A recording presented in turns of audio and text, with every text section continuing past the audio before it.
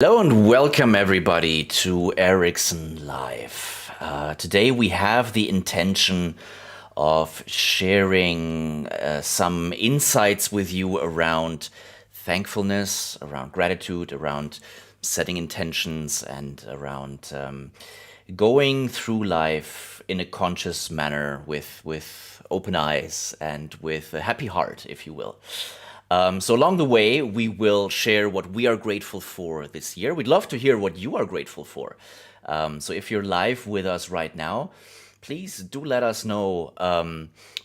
And Avis, if you could go on mute for now, because for some reason your microphone is picking up my voice. If you're with us live right now, please let us know where you're watching us from. Maybe where home is. That might be different as it is for a few of us, or all of us actually on the stream. And what are you grateful for? It is Thanksgiving weekend, about to be Thanksgiving weekend in the United States at least. And what are you grateful for this year, this week, today, right this minute, whatever the case may be?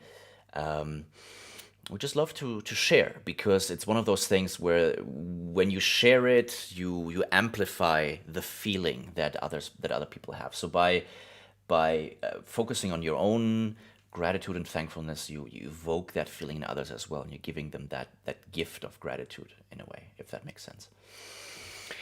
Okay, so let's get into it right away with our panel. Let's introduce our first panelist. And our first panelist is Avis. I'm just going alphabetically in terms of the first name. And Avis is a professional, dedicated leadership coach. She has massive business savvy based on more than 20 years of managerial experience in the areas of product, sales, and marketing in multinational companies. The successful career development in both Canada and China enables her to be an expert acquainted with international business. She's an advocate of supporting leaders to fulfill their personal, professional, and organizational growth through facilitation, mentoring, and coaching. Avis, welcome. It's great to have you back on the stream. Thank you, Fabian. Hello, everyone. I'm very happy to join you today. Awesome. Yes, thank you. Next up, we have Brigit. And Brigit was born and raised in Switzerland, and she soon discovered her passion for people, traveling, culture, and languages, which let her get a Bachelor of Science in Hospitality Management. Her corporate career took her to Hilton, Compass Group, and Goldman Sachs, and she was working internationally in the areas of administration, marketing, operations, and communication for more than 17 years. Back in her hometown of Zurich, Brigit's love for the performing arts made her change the industry and obtain a Master of Arts in Arts Administration. And that led to her entering the opera world, where she worked in Germany and most recently in Switzerland as head of planning and artistic administration for the Zurich Opera. The joy to work impactfully with people brought Brigit to Vancouver in 2014, where she got certified as a professional coach and a credentialed coach. So she holds the PCC honors from the International Coach Federation. And Brigit also facilitates the programs The Art and Science of Coaching, as well as Coaching Competencies for Leaders, the latter of which she even co-created. And as a lifelong learner with a passion to serve others, Brigit is dedicated to supporting professionals in being successful in facing adaptive changes and moving through transitions with a sustainable, resourceful mindset. And when has that ever been more topical and more needed than today? So thank you very much for being here, Brigit. Welcome. Thank you so much. Thank you. Great to be back, Fabian. Yeah, it's been a while. You guys were here together actually in April. I looked it up, so I'm very, very happy to have you back. And then last but certainly not least, we have Işılay. Işılay is multi-talented and multi-skilled with a diverse education and working background. And she has always been aware of her passion for inspiring change in people in whatever capacity she was working at the time. And Işılay's executive coaching business is preceded by 15 years of high-level managerial positions at Standard & Poor's Index and Standard & Poor's Rating Services, dealing with international companies and over 100 stock markets. Her Wall Street experience puts her in a unique position to understand challenges and identify opportunities for the business leaders of today. Prior to her finance career, Işılay worked as a registered nurse in the intensive coronary unit in the American hospital in Istanbul, Turkey, where her quick response and critical thinking skills were invaluable. Işılay's life philosophy is the way to inspire others is to be courageous enough to pursue your own dreams. Welcome, Işılay. Hoş geldin. Thank you, Fabian. Great to be here. Thank you for inviting me. Hello, everyone. Oh, absolutely. And Işılay, by the way, is also a passionate and proliferate speaker. So if you like what you see, and you have a group of young people, I think especially Işılay will be very, very happy to craft a wonderful speech for them. Yeah. Thank you. All right. So let's get into it, everybody. I would love to start out with, a bit of a personal note and for everybody to get to know you a little bit better, in the sense where let's just share what we are grateful for. So we're also looking, if you're just joining us now live, we would love for you to let us know, what are you grateful for? Where are you watching us from and what are you grateful for? I think it's a nice thing to share. First of all, thinking, and we'll get more into this. First of all, thinking about it is one thing, and then declaring it and sharing it out loud with other people kind of makes it even more real. So first of all, I'm really thankful for Lori being with us as well. Lori is our wonderful, I don't know, stream assistant sounds so, I don't know. She's our chat coach. She's our coach behind the scenes a little bit, and she's supporting everybody in the chat, just like teaching assistants do in Erickson's classes. So she's there asking you guys additional questions and kind of engaging you there for anything that you might need, that you might want. So we really appreciate having you here, Lori, and that's one thing I'm very grateful for. Who wants to start out? Who wants to start us off in talking about what you're grateful for this year?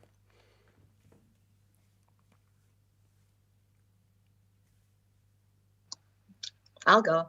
Go for it. This year was tough, I guess, all over the world. So I am extremely grateful. During this time, I was able to come to my home country and spend time with my family. I'm based in New York, and I am away from my family now over 30 years. So with COVID, I took this as an opportunity and came to Turkey and working remotely. So I'm extremely grateful for this. Wonderful. Thank you, Işılay, for sharing. Who would like to go next? I can go. There's lots and lots that I'm grateful for. But with this whole, year, having been quite a lot, particularly in British Columbia, we've had a lot of natural phenomena. So heat waves, wildfires, now we had floods. I'm just grateful that we are fine and that we have the support and we have a roof over our head. So it's really putting things in perspectives of having the basics. And even though my family, they're all in Switzerland, I'm grateful for technology because it allows us to stay in touch, although we are thousands and thousands of kilometers apart. So to feel that connection across the waters through technology, I'm very grateful for. Yeah, I hear you. It's a very similar situation for me.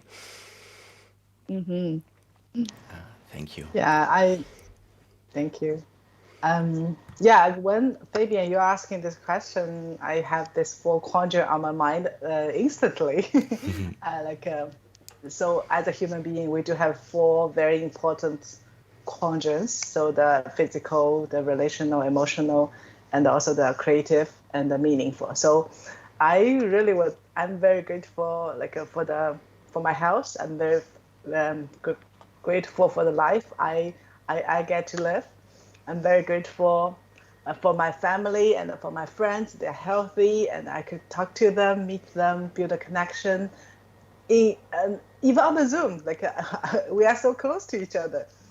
So I'm very grateful for the work I do because I'm leading the Erickson sales team this year, and I'm really grateful for the journey, for the growth I'm having. So I'm very grateful for that opportunity. I'm also grateful I did support many executives. I'm still in the middle, to support some of them, and so I'm very grateful for these opportunities to learn and to support each other. Yeah, that's all the things I'm grateful for. And a lot of things I haven't said, but I'm also grateful. Yeah, and once that's a good point. Once you start putting your attention on it, no, so many things come up. Once you kind of, start. If I say opening that can, it sounds like something negative. But once you start going down that road, many things come up. Yeah. All right. So, our topic today is intention and thankfulness. Our topic last time was the power of gratitude. Now you might ask, what's the difference between gratitude and thankfulness? I looked it up in the dictionary, actually. Gratitude is what you share with other people. You verbalize your thankfulness, and that's why it becomes gratitude. Thankfulness is kind of more inward. But I think we'll probably veer into the territory of gratitude as well. So we were actually talking a little bit before the stream started, and that's always the kind of the danger of having these pre-stream discussions, because we already start chatting about things that are really interesting to us, right? So to you, ladies, how for you, how is intention and thankfulness connected? And feel free to say the same thing that we said beforehand. Feel free to say something different.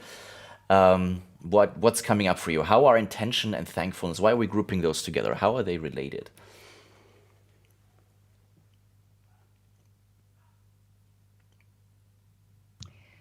So for me, it is really connected in the terms of where we choose to put our focus. And it goes to the old saying of, how do you see the glass of water? Is it half full? Is it half empty? What do you notice? What are you putting your energy on, and what are you putting your focus on? Are you noticing the things that you don't have? And you put all your intention on that, or are you saying, okay, these are the things that I have and I'm really thankful for, and at the same time I'm taking this into the future to say, okay, based on what I already have, what am I putting my intention on to build on that? What's going to give me that base that's going to support me? And others, of course. That's come up for me. Wow, I love that. And I can add on. In Erickson, we have a very good tool we call the intention and attention. How we can have the intention for the goals or for the plan on our mind, but at the same time pay attention to now, be present, be mindful, and now, because what we only have is now. So it's very interesting. When Fabian, you just asked that question, I had this story on my mind. It's really pop up on my mind a couple of seconds ago. Do you know there's a story, actually Marilyn shared that story in the classroom always. There's one journalist who interviewed Einstein, and the purpose for that interview is to ask Einstein, hey, what is the great question our greatest scientists could ask? And Einstein pondered for a while, and that journalist was waiting for a long time, at least half an hour. Then Einstein came up with this question. Hey, and I have this answer. I think the greatest question we should ask ourselves is the word friendly, or is the word fearful, right? Is that the question? So the journalist could not understand why that, you're supposed to ask some quantum physics, these kind of big questions, but how could you say this question is the hardest question, it's the most important question human beings should ask? And then Einstein just said, because if you think the world is friendly, you will build your bridge. If you think the world is very dangerous, you will build a wall. So I guess that's answer the question maybe you just asked. How connect intention with thankfulness is because we have that thankfulness inside that really interpret our life attitude. And then we try to build a wall. We try to build a bridge, right? So that, and with that bridge, which will lead to the intention we would like to create. Yeah, so thank you. Wow. Yeah. Thank you for sharing that, Avis. So, is the universe a friendly place? Ask yourself at home. How do you see the universe? Is it a friendly place? Just fundamentally, is it something where you feel everything's going to be fine, or is it like filled with dangers out to get you at every turn? And a lot of the way that you see things in life will probably be derived from that basic perspective. Thank you so much for sharing that. Yeah. I just, from hearing what Brigit and Avis said, what I think of is the word choice, choosing to pay attention. And maybe some of you heard the saying, when we change the way we look at things we look at changes. So putting the attention into positive here, of course, as Brigit said, whatever we put our attention grows. So that's what I wanted to add. Yeah, thank you, Işılay. And let me just call out some of the amazing contributions we've already had from everybody in the chat. So I've been displaying them, but just to call people out. So we've had Christine from Armenia, grateful for my family. We've had Laura from Nairobi, grateful for her family. Paris is also joining from Nairobi, grateful for the health of her family. Julio from New York, definitely thankful for my job, profession, grateful for being alive, and my work, family, resiliency. So we're definitely seeing a trend emerge that family is very important. We have one anonymous LinkedIn user from Ireland, is grateful that I can grow plants. I'm sure we could make a potato joke now, but we'll refrain. Then Daniel from Ottawa, grateful for life in general. Hi, Brigit and Laurie, he adds. And Abdullah from Saudi Arabia, I'm very grateful that my job is my passion. My passion is making food accessible at all times, which was tested and proven during the past 2 years. That sounds amazing. Thank you for doing that, Abdullah. Susanna from the Czech Republic, grateful for the last extremely difficult year, which showed me how strong I really am. That's something that I definitely want to talk about. Right, and then Christiana, I think, takes it one further. It's a really long post. I haven't read it in full yet, but here, sorry, I'll cover some of your faces just for a second. I'm grateful for this incredible, challenging, interesting, and cruel life up until now, because I deeply know that life is wonderful anyway, and that justice comes and the courage of those who surround me will develop. I'm not living in a country where, at least in the last decades, the most courageous people live. The German angst nearly suffocated me, but my heart continues beating for mankind. So there's a lot in there. What are you taking from these amazing contributions? What do you want to comment on? Yeah, I'm just loving all the posts that you guys have sent in. What really just came up as you were reading these, Fabian, is this shared thankfulness that grows, right? So you guys that are thankful for your job, that say, I'm so grateful and thankful that I can do what I love. I can only chime in and agree.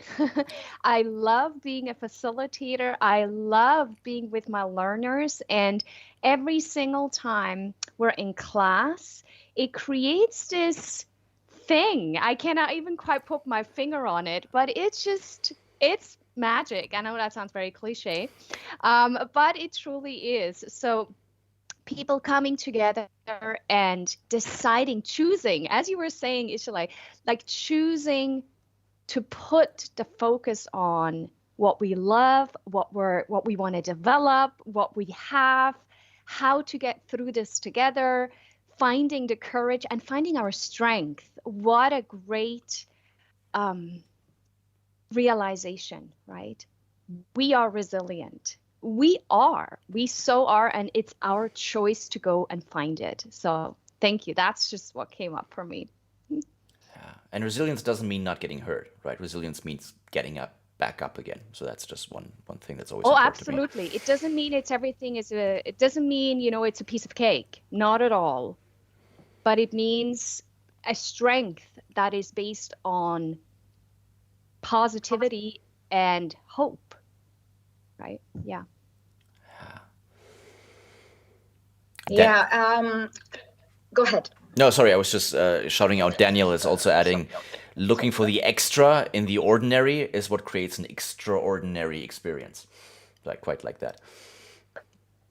I love that. Absolutely. And I've heard when you were reading, a couple of people mentioning the pandemic. Probably that made a lot of us to be thankful and grateful for what we had in terms of health for ourselves and for people around us, definitely. So these difficult times could bring out that feeling of gratefulness and thankfulness. Yeah, absolutely. Yeah, Fabian, when you talk about this resilience, I had this metaphor on my mind again. Three things. One is the like a cup, made of glass. If you drop that glass, that would be like broken, right? So it's very fragile. Another thing is the paper ball. Like you drop that paper ball, it stay on the floor. But one thing, what does that resilience means is the ping pong ball, right? Like you drop and it will jump back. So I guess that's the intention. Like if we do have the intention, if we do have the thankfulness on our heart and have the intention on our mind, we will be like that ping pong ball, right? We will jump even higher when we experience some dark moments, or not dark moments, like some failures or some unexpected things. But we know with that intention, with that thankfulness, we will recover. And it's not just the recover; it's the thrive through the challenge. Yeah, thank you, Avis. I love how visual you're being.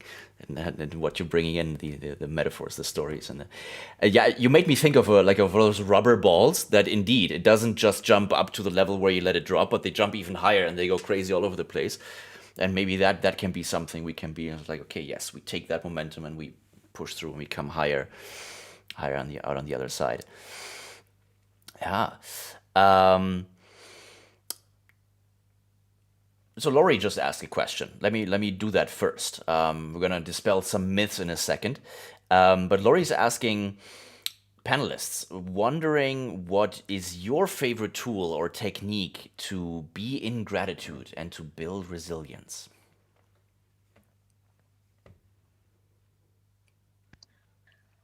Mine is the journaling. I've started journaling years ago. And I used to do 3 every day, and I used to do in the mornings. And when we think about these practices, sometimes it could be very general, but going into specific and quite small things, because sometimes when we ask people, oh, I'm grateful, for my job, my home, my car, big things, but there are also very small ones. For instance, how the coffee tasted this morning. It was amazing. So that's small thing. So my favorite is the journaling. And now I do couple times a week. but I'm still doing it. And I usually choose the mornings to do it. Ah, interesting. So just to back up a little bit, people don't quite know what you're talking about. So you're writing a gratitude journal. So you're writing down what you're grateful for, and you are making the point that it's good to be really specific. And what you're basically doing there is you're giving us an exit ramp off of the hedonic treadmill, right? So hedonic treadmill is basically anything you can achieve, anything that you wish for at some point. If you have it, if you've achieved it, familiarity breeds contempt. You don't start to value it as much. The thrill of it wears off, right? And while it is amazing and very profound to say I'm just grateful for life, it might start to become like to lose its meaning a little bit. Just the same way if you say the same word over and over and over, and if you find the extra in the ordinary, and if you find like really small things, smell of coffee, etc., very specific things, they're new every time. There's this thrill, there's this realization, this discovery every time. And so very much appreciating what you're sharing there, Işılay. And Fabian, the journaling, I want to mention this as well. Writing is important because we think faster than we talk or we write. So when we write it, when we put that into, pen and paper, then we get to really embrace it. And just like you said, you mentioned if you were to say, I'm grateful for my life, the gratitude fatigue we call, right? So if we were to say the same thing and the big ones in general, then we get to have the gratitude fatigue. I just wanted to share that. I had not heard of that term. Thank you. Mm-hmm. Yeah, I love what you're saying. Işılay. I'd love to build on that. So I'm not writing down, but what I do is before closing my eyes in the evening in bed, I am simply asking myself, because I'm very auditory inclined, I'm asking myself, what am I grateful for today? And I have to come up with at least 3 things. So that's and it's simple. It's so simple. And it doesn't require anything, but it helps me review, reflect, and finding that tiny little thing. Even if today was a complete write-off, even if everything went wrong, seemingly everything, you always find 3 things that you can be grateful for.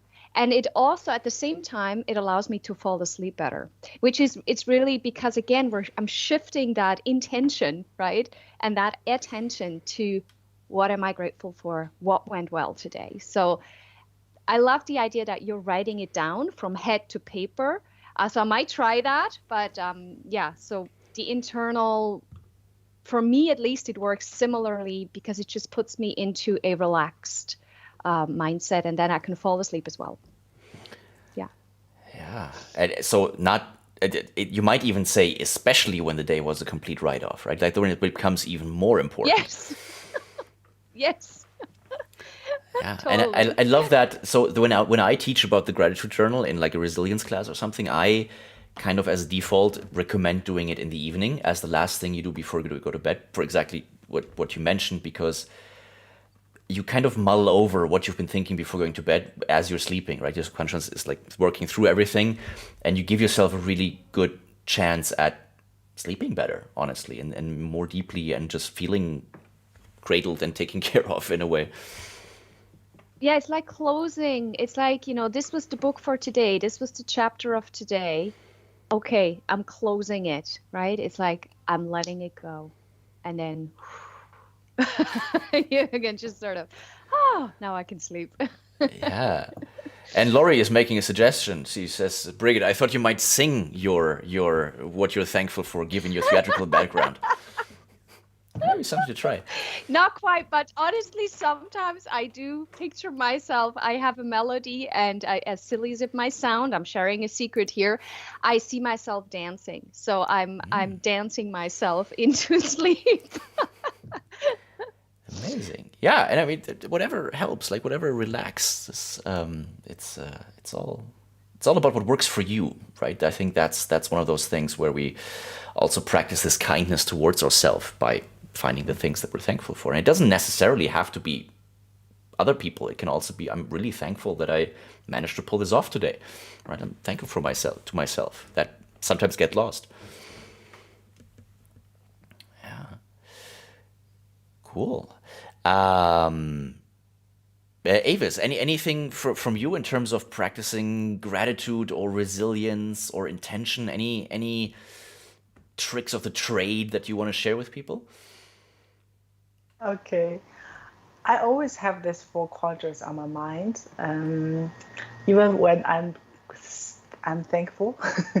So I guess to answer your questions, I do think to keep us if we would like to be thankful or grateful, we it's very important to really maintain our energy level, right? To observe, are you okay? Maybe we call this energy management. But when we do that, actually, we do need to pay attention at 4 quadrants of our life. Like, what's the physical part? Like, I will pay attention to my eating, pay attention to my sleeping, pay attention to my sports every day.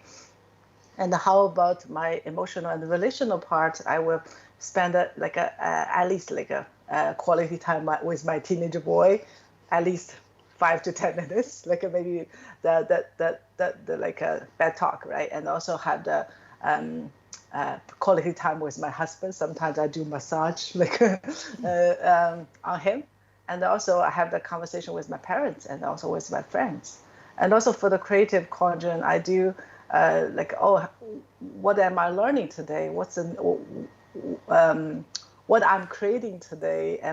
Do I have the progress on my work? And also for the meaningful quadrant, I'm a Christian. I also do a prayer. And then recently I realized the best prayer, the way how to do prayer for me is to walk. I had so much trouble. Why I could not pray. These people are so good at sitting there and pray, but I could not do that. Then I realized because I'm very intuitive and I'm very, I love to do this when I'm moving. So I figured out a new way is to walk in a forest just beside my family and my home. So I could walk and do the prayer and even use the 4 quadrant to pray, right? Observe myself, observe my 4 parts of the life, and really have the wisdom and have based on the reflection. I have a lot of new ideas how to do things. Then I will come back. Each time I walk in the forest, I always have a lot of it's like a self-coaching, but it's also prayer. It's also observe yourself from outside, and I have a lot of wisdom to handle my work every day. That's Am I talking too much? Never. No. I love that. I love that you brought up coach position, Avis. That is so true because essentially that's what we're doing, right? We are stepping into coach position, and if we're journaling, we're writing it down, we're going on a walk, or we're doing inside ourselves. We are stepping into this observer position. We're taking an overview, and this allows us to get some perspective and to notice what is important right now. Where do I choose to put my attention? So thank you for bringing coach position up, because I guess we're just doing it so naturally by now, but it's so key. Yeah. That's exactly what Marilyn said 2 weeks ago. So I guess we're good students. We got a badge. Cool. So, Avis, actually, as you, first of all, I love what you brought in with spending time with your spouse, right? And kind of also slowing down. What we said before about writing things down in the journal, it also, I think, very much applies to spouse time, where we slow down and we have this intention that might even take the form of scheduling time, where it might feel like, oh, but it's not organic. Does it really count? But that's one of the most important tips I think that I've learned is if you schedule the time, then you have the time within it to breathe and have it be organic and whatever the case, but just so that you're free from this feeling of I should be doing something else or something like that, to really be present and connect. But what I actually wanted to ask you is, Paris was asking, wow, we're having so many comments, it's hard for me to even find. There. How can I teach my teenage children the power of intention and gratitude? So how would we convey this, what we're talking about here, to teenagers, to almost adults? Wow, that's like my teenager boy. Actually, he's the reason why I started to learn coaching. When he was like 10 years old, I suffered so much as a mom of a teenager boy, but I benefited so much through learning coaching yeah, I use metaphor a lot when I talk to my son, my teenage boy, because they are exploring their identity. They try not to be that baby boy, always follow, always obey. They try to understand themselves, how they can survive without you, right?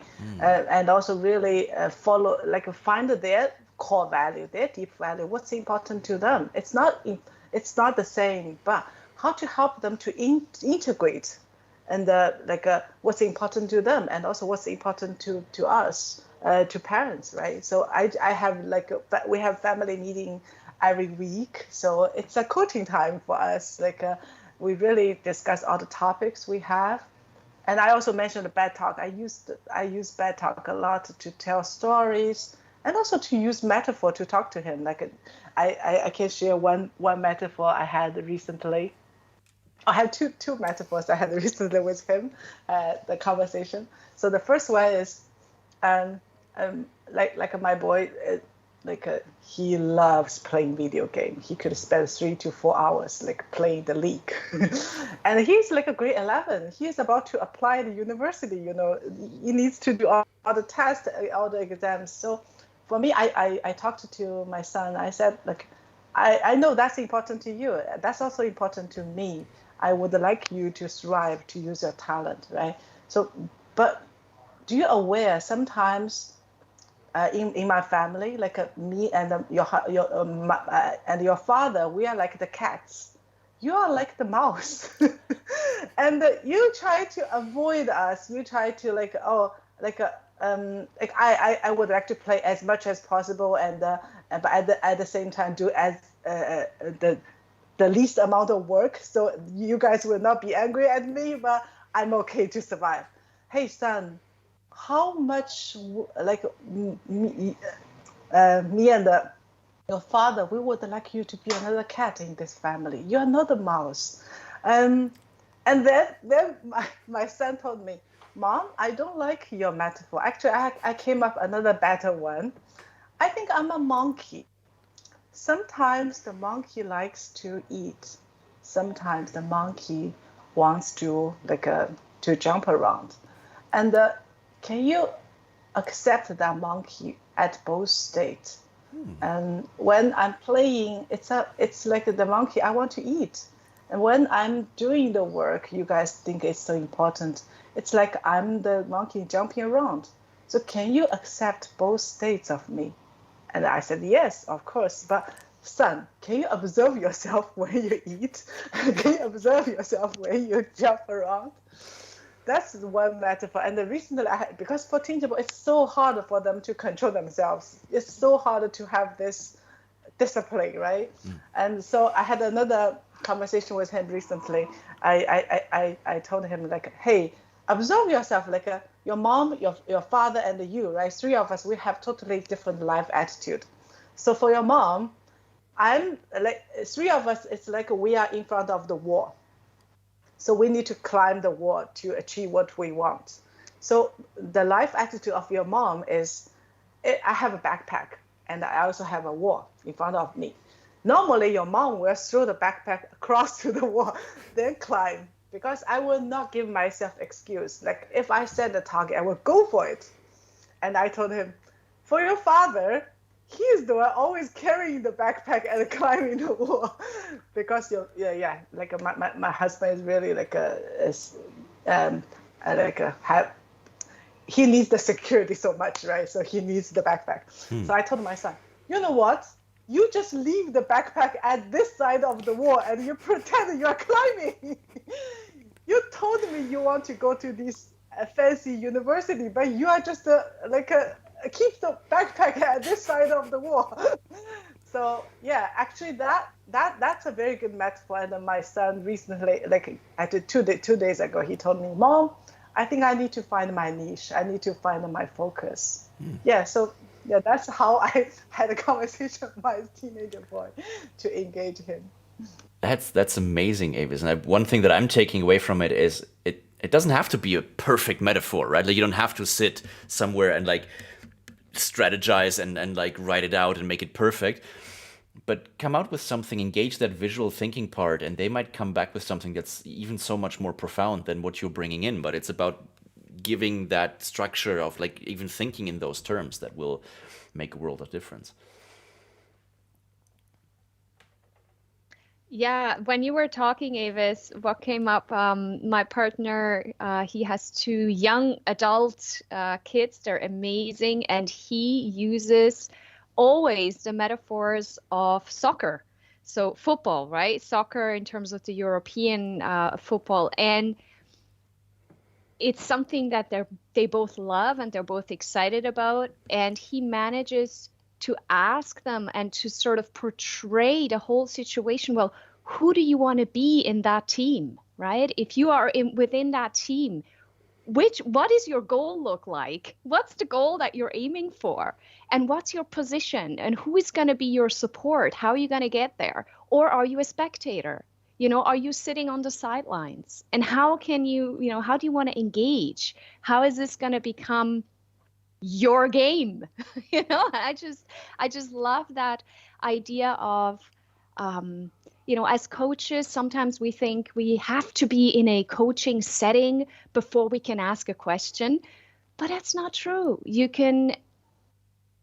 can throw out a question, because if it's with an authentic curiosity that they can discover something for themselves and they can start to figure out, well, what do I want to create?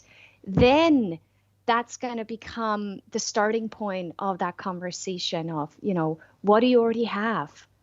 How can you build on that?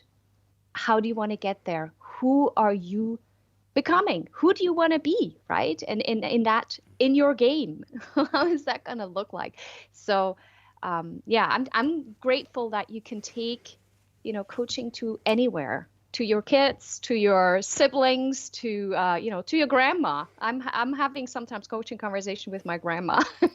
So, yeah, there is no limit to it. Yeah.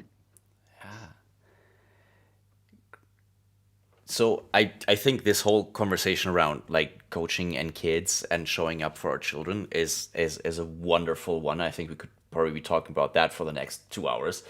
There is, by the way, a course, Parent as Coach, that Erickson offers, in case somebody didn't know about it. That's definitely something that, so you see, there's a whole course, like a whole separate course on it. So definitely something to kind of keep our attention on.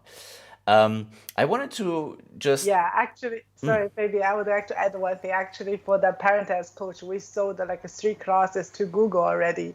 Nice. So Google, they have the funding actually for parenting. So we already have 3 classes like in Google for Parent as Coach. So just share.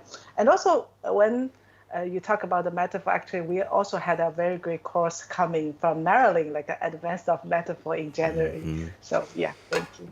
Yeah, that and that I always just have to like this book. It's like where the Einstein story is also in here. I just love this book. Every time I teach, I kind of read parts of it to get inspired. Anyway, so I wanted to go with you, since we only have like 15 minutes left, which is crazy.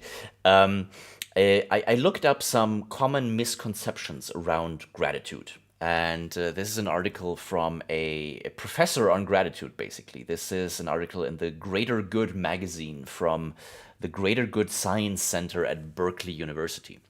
So this is somebody who's a PhD in psychology and specializes in gratitude. And he wrote down things that frustrate him when he talks about gratitude and people come back like, but, and he's like, no, I'm writing this article to clear this up. And so he has lots of data to back it up, and it's like research says this, or research says that, and that's a great basis. I just wanted to get your personal take on these myths, and kind of why it's. I think in most cases we'll probably agree that it's not true, but just wanted to get your opinion on these myths. So the first one would be gratitude leads to complacency. Right? So it's this idea of like, okay, so if I appreciate a lot of things, I won't be hungry anymore. If I'm happy, then what am I striving for? Right? I have to kind of be in the chase in order to advance, in order to really get somewhere. Otherwise, I'm just sitting on my bum and I'm not going anywhere. What do you think about that one? I'll go. Yeah, that's an interesting one. So what I would say, first of all, when we feel gratitude and show our thankfulness, what happens is that the hopefulness, being energized, sleeping better. So what happens at the end, we're more positive, energized, and doing self-care. So that actually never, I'm not going to say never. Some people might, oh, this is enough. I'm grateful. This is enough. But usually it helps to feel good and also do good.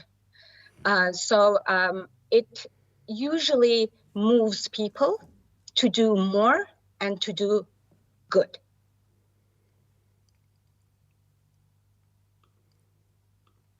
Yeah, I also find this a very an interesting one. I consider myself a very driven person, and the idea that gratefulness somehow would put me asleep or let me rest on my laurels or whatever you want to call this, I cannot even recognize that.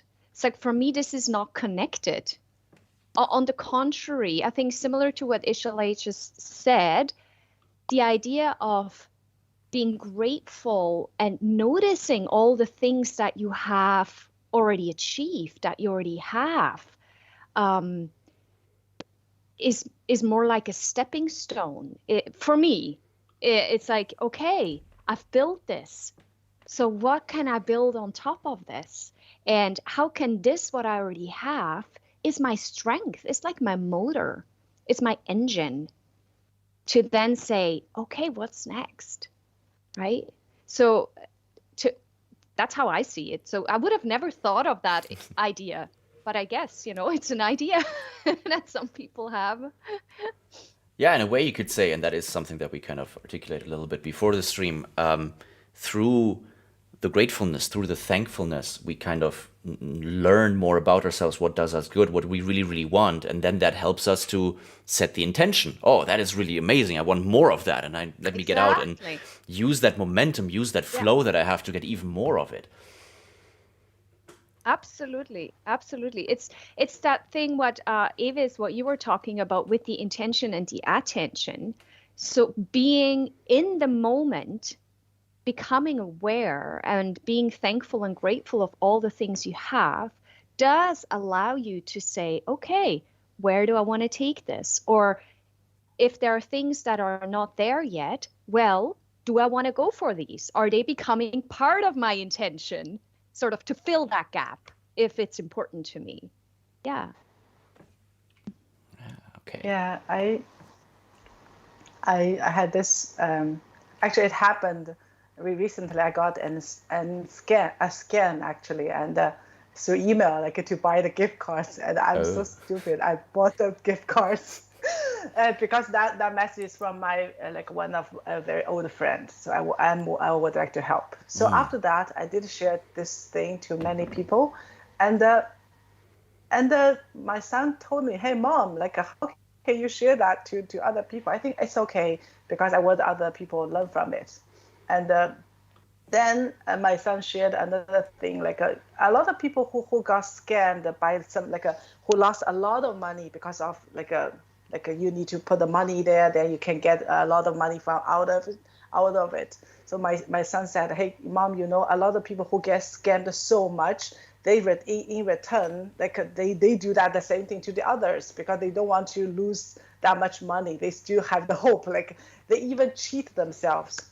So I told my son, if you build your identity on that, maybe if you build your identity on the money you own, or you build your identity how wise you are, of course you have no other way. You have to treat yourself. You have to treat so that comes back to this gratitude and the complacency, right? Complacency. Mm-hmm. For me, is the gratitude is really the story I just shared is the deep insight. Do you think the word is friendly or the word is very dangerous? But the complacency is when you really have we have great gratitude, but the intention is not something we build our the thing we get. We not attach on it. We're not we free from it. We not build our identity on it. So we can have both, right? We can enjoy so I guess that's two different levels. When we talk about the complacency and the gratitude. Yeah, thank you for sharing that, Avis. Okay, let me go to the next one. Gratitude is just a naive form of positive thinking. So it's like seeing everything through rose-colored glasses. And it's like, if something is terrible, call it terrible. Otherwise, you're just kidding yourself.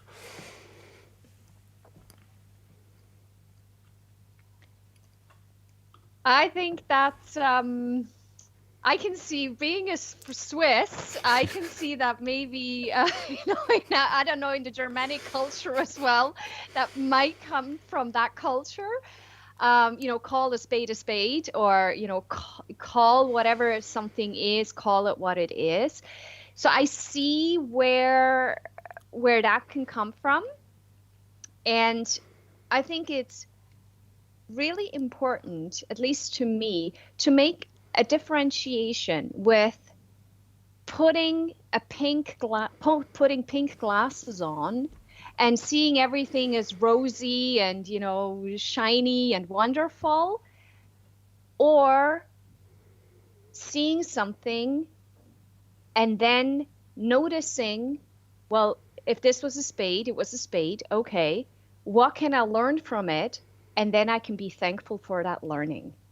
So for me, that's where it doesn't mean that you're calling a spade suddenly, I don't know, a triangle, or something that happened which might have been a really negative experience that you have to sort of, color code it and put some bells and whistles on it and suddenly it's better. No, it's looking at it and to say, okay, what can I learn from this? And I can be very grateful for that learning.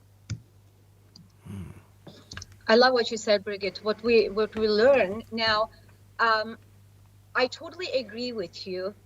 Being grateful, giving thanks doesn't mean we ignore what is not good. It's definitely there, but gratefulness magnifies the beauty. That's what it does. Again, putting the attention on what we want to grow, basically choosing. So it's not ignoring what is bad, but it is magnifying the good by just being in the grateful state. What we want to have more of, right, Işılay? Yeah, what do we want to have more of? Absolutely. Yeah, totally agree. Yeah, I always like the one saying as defining moment defines you. So I do like you guys when you guys said the learning part is because a lot of coaching clients when we did coaching with them, and also for our own journey, right? How we learn the coaching. If we treat life as a hero's journey, all the challenges, it's a way to build our heroism, right? To build our character. It's just like a baby, it's not, I don't think baby, it's like the cocoon, right? Like without the suffering, the growing pain inside of that cocoon, you can never be a butterfly. So I remember someone told me, like, if you, in the middle of that, if you use if someone helped that thing, cocoon to fly, help that butterfly to fly, cut an opening, actually that butterfly will not survive. So I guess for us, it's gratitude for whatever happened. It's not just positive thinking, it's whatever happened that's important to us, and it's a learning journey. Yeah. And it also applies to your story that you shared earlier, right? You can have something really bad happen to you with falling prey to a scammer, and you can be grateful for being able to warn other people about it, and just making an experience that you can share with others and help others avoid the same thing.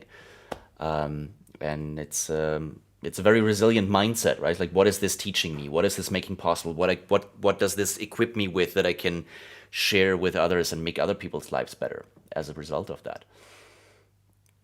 Yeah. All right. Next one. We talked about, Brigit, you talked about this a little bit.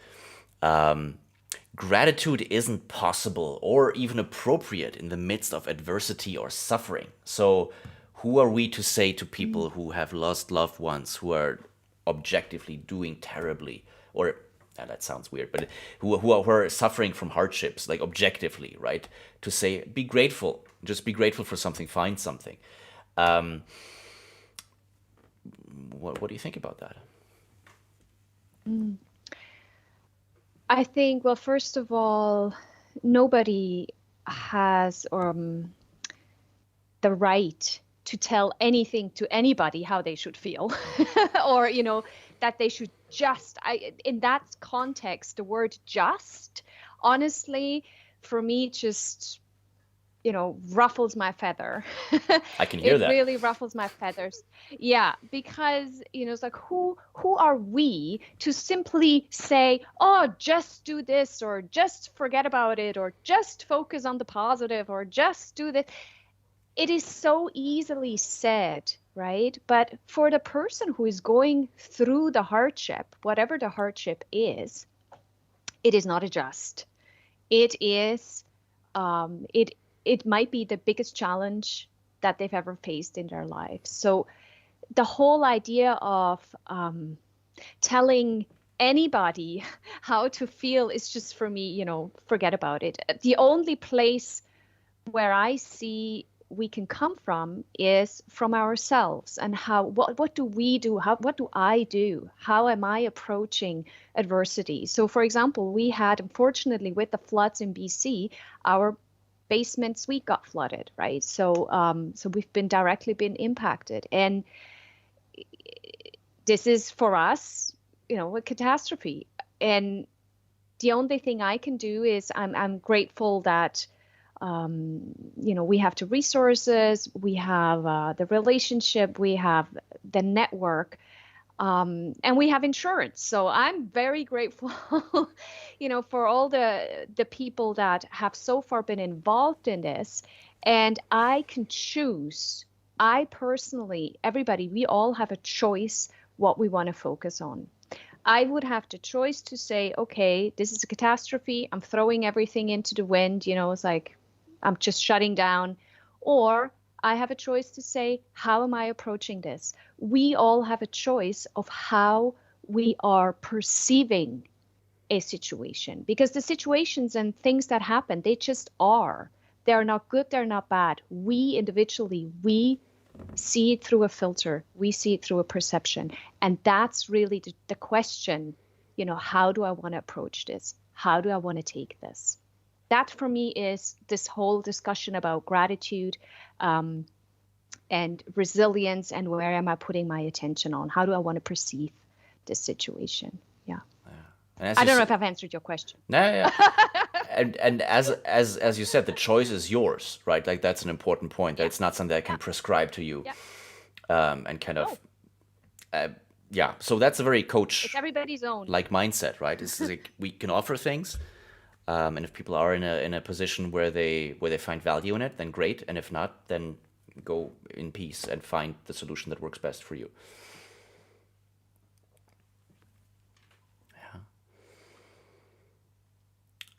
Anybody else on gratitude isn't appropriate to talk about that in the midst of adversity or suffering? Yeah, I think that leads to like, are you willing to share your own story? Even some story will make you very stupid, make you very like, oh, you failed. So like yeah, maybe that story will reveal too much about yourself. Are you willing to share your own like own suffering or your own adversity, right?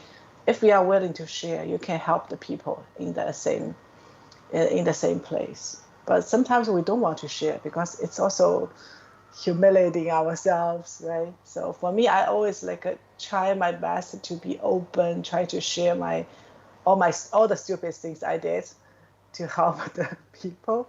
But sometimes I do also asking myself, do I really want to share? Am I sharing too much?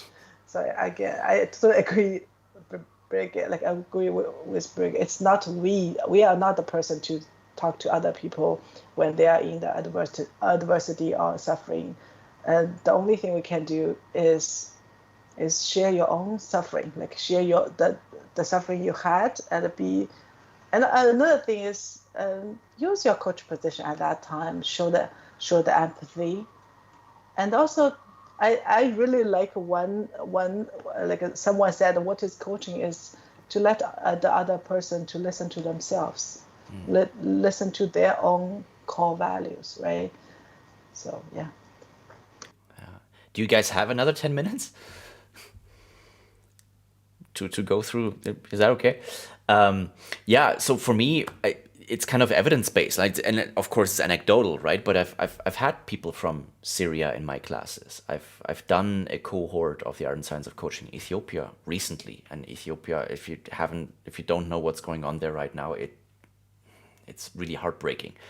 And I've always found that people in those situations do gravitate to these concepts and find value in them. So if I had seen that people just say, like, if you privileged northerner, go away and stick your gratitude where the sun doesn't shine, then I wouldn't be talking about it on a program like this, right? But I've seen people find value in it, and that's just, for me, it's something that seems to really resonate. So that's where I'm coming from on that. I agree, Fabian. Also, now, gratitude is simple, but we're not saying it's easy. It's not easy, especially in the midst of suffering. But there are evidence, sick people, for instance, when they're grateful, the speed of recovery would be faster. And can we just be curious about it and try it, I guess. But as I said, it is simple, but it's not easy. Yeah, simple can be so powerful, right? Yeah. All right. If I may add, sorry, the last thing, just from what Işılay and Avis, what you both said, I think is the importance of this being able to be with someone. So if the other person is going through this adversity, through this challenge, not having to fix it, not having to fix it, and not having to give advice, the ability to be with another human being in empathy, and listen to them, as Avis, you were saying beautifully, right? To allow them to be heard and to be with them. And simply being able to do that is simple, but not easy. And I think within that lies, for me as well, gratitude. Yeah. Husbands Thanks. out there, pay attention. Take heed of what Brigit just said. It's something that I'm still learning in terms of relationships, but it's something really, really powerful. Yeah. So this one sounds very American. Gratitude makes us too self-effacing, like it makes us too humble. It doesn't give ourselves enough credit. What do you think of that? Well, that leaves me speechless. I first have to wrap my head around this. I'll let the other two ladies go. Well, let me think. So taking the ownership, being responsible. Someone might get a help from someone else, let's say introduced to a job and be successful. Yes, that introduction is important, but responsibility, it belongs to the person to be successful in there. That's what I'm going to say. It is taking ownership and being responsible. And then that wouldn't feel like I'm not giving any credit to myself. I don't know if I answered your question. Yeah, for sure. I guess there's a difference between self-effacing with the humble. Like a self-effacing for me is like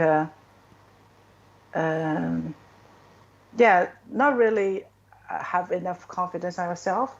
But for me, humble is you're confident on yourself, but you are not thinking too much about yourself. So it's both and. So I guess gratitude is the way to show like I guess it's another question. Like I don't know whether you guys learn Enneagram. That's another great course from Erickson. And I know like through the Enneagram, I'm the number 8, which is I really like control. I want to everything under my control. But actually, I realized that the transcendent part from out of that course is really, I can survive. Even life is out of my control. And of course, also through my faith, I understand that not everything under most of the things are out of my control. So I guess be humble, have the gratitude it's not always about you, and you are not center of the everything. Yeah, one thing that's coming up for me as you're talking there is also that our relationships are a reflection of ourselves, right? And it's always a two-way street. So if somebody is giving us a hand, is helping us, that might, it's not transactional, right? It's not because necessarily we have done something, but chances are that they're doing that because we're worth it. Or either we have already proven that we're worth it, or we have the chance to prove that we're worth it. So relationships, we see like very, very soberly, is like relationships are an asset, right? And relationships are the way we show up for other people. That is strength. That is something to be proud of, right? And so having help from people is a reflection of ourselves in a way, if that makes sense. Yeah. And by the way, this is so interesting to me because we all have like one leg in kind of North American culture and one leg outside of it, right? We all know what it's like to be in kind of a mindset like that and to be in a completely different mindset. So this is fascinating to me. Sorry, Işılay, go ahead. Yeah, when you were speaking, I just something came to my mind is that, remember at the beginning I was saying that it helps us to feel good and do good.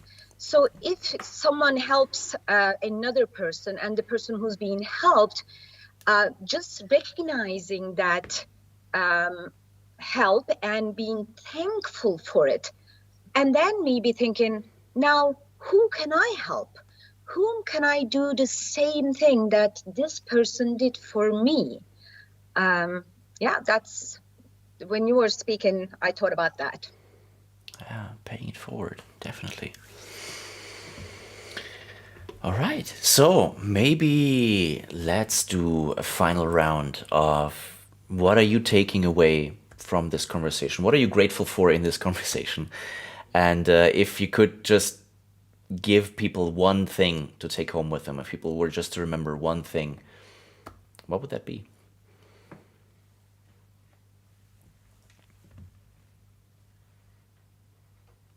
I think I would leave with a question. How does my own gratefulness, how does that look like, sound like, and feel like? Yeah. Because that's what's got inspired by listening to all of you and just sort of, it triggered my creativity, I guess. Nice. Yeah, thank you for that. Well, just because you said that, Brigit, then I am going to say, be curious about it. How would it look like? Be curious about it. That's what I'm going to say. Yeah, I'm very grateful for this thinking space for four of us. Stay together, even talk about gratitude, talk about thankfulness, talk about intention. That's so nurturing for me. And that's so, make me energetic now. Yeah, and that's what we can do for each other, right? That is this with the mirror neurons, with just the way we're engineered, basically, is we amplify each other's moods, and we can just provide, give other people something to hold on to if they're not feeling well, and we show up in a respectful way, but that is empowering to them, and that is just coming from our own selves and showing how grateful we are. That translates some of that to them. So thank you very much to all of you for doing that. Everybody also in the chat, across all the different platforms all around the world, thank you so much for sharing, and for being in this moment together, and for just taking a moment to nurture each other, honestly, in this way. So there's still time for submissions. I kind of put out a call for content. If you want to, you can record a little video, and let us know what you're grateful for, and I'll put that into a whole big compilation that is basically condensing what we did just now into just a 2-3 minute trailer, if you will, of just feel good gratitude, just to have something to warm you during the cold winter months if you live above the equator.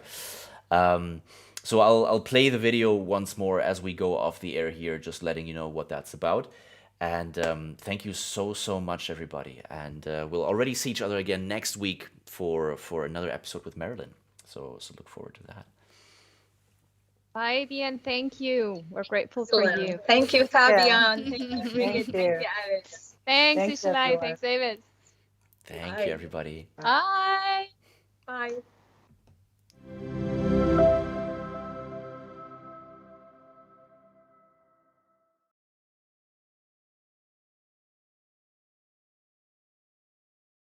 So it's November already. November is commonly associated with gratitude in the Northern Hemisphere. And not just since North America invented Thanksgiving, but actually going back thousands of years. The days are getting much shorter, the harvest is hopefully brought in and safely stored by this point, and there are seemingly endless winter months ahead.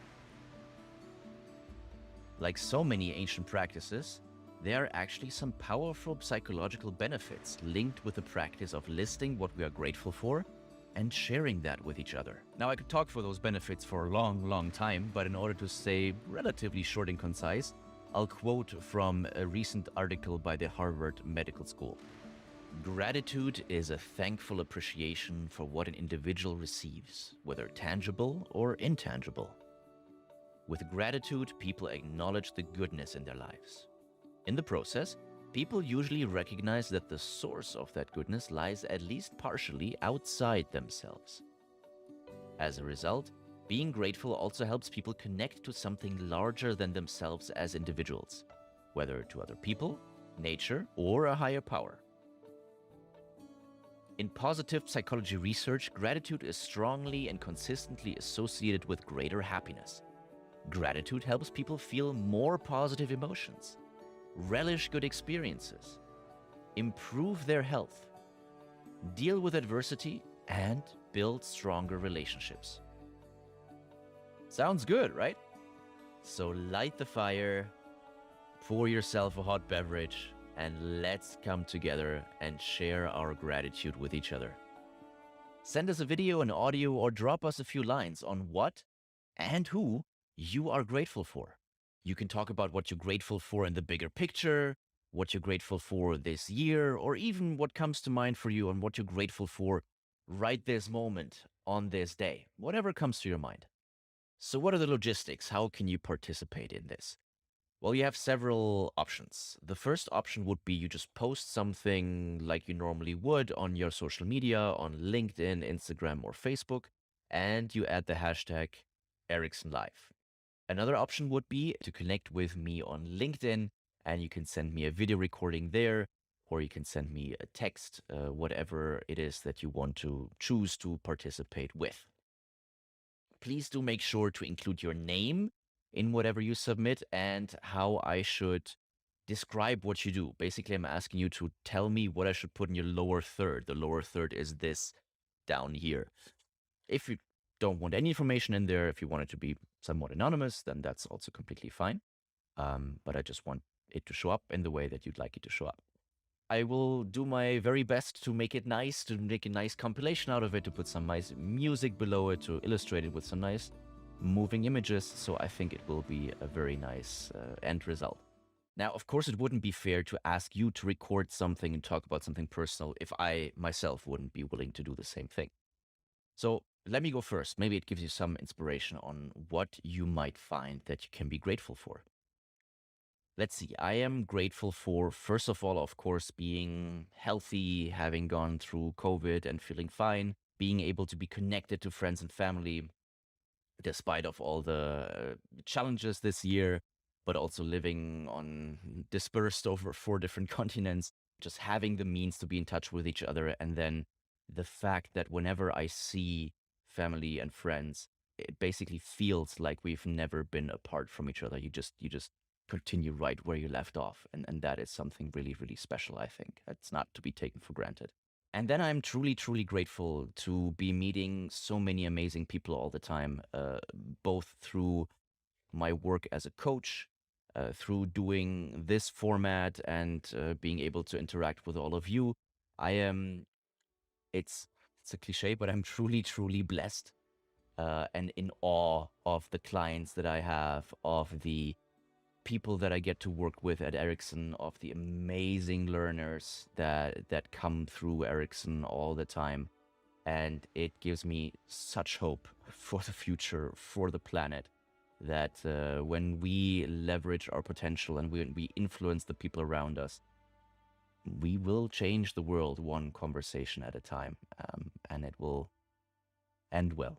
So that's it from my side. What about you? What are you grateful for?